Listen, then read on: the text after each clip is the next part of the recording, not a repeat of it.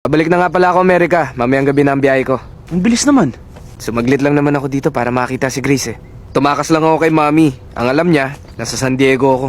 Pare, huwag ka muna umalis. Alam mo, may problema pa ako kay Akiko. Tinamaan ako sa kanya, pare, dito ang lalim mo. Ikaw, tinamaan? Bro, ego mo lang yan. Di mo kasi matanggap na ipinagpalit ka niya sa iba. Whatever, pare. I still want her back.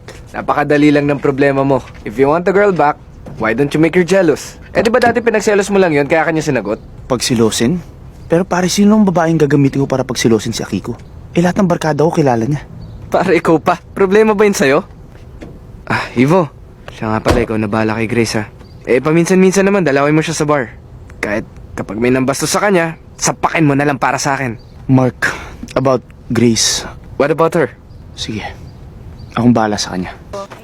Bakit dito ka naman impacto ka? Alam mo, ang galing mo talaga sumayaw. O bakit na naman? You owe me something. May paingis-igis ka pang nalalaman dyan. Ano naman problema mo? Alam mo, hindi ko sasabihin sa best friend ko yung mga pinagagawa mo habang wala siya. If you would do me a little favor. Alam mo, ikaw ang kapal talaga ng mukha mo. Hindi ako natatakot sa'yo.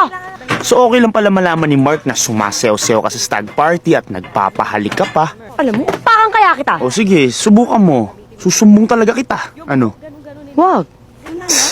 Ano bang pabor mo? Simple lang naman.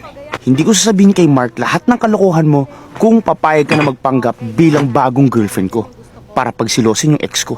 No strings attached. Once she comes back to me, tapos na yung deal natin. Teka lang, bakit ako pa? Ang dami namang iba dyan. Nandiyan si Chiki tsaka si Dindi. Sila na lang. Mas maganda na, mas sexy pa. Ayoko ng ibang babae. Gusto kita dahil safe ako sa'yo dahil hindi ako may in love sa mga tipo mo. Bitawan mo ako. Manigas ka! Ah, ganon na. Anong oras na ba sa San Diego ngayon? Makamusta nga yung kaibigan kong si Mark? Sandali lang. Ano bang gusto mong mangyari?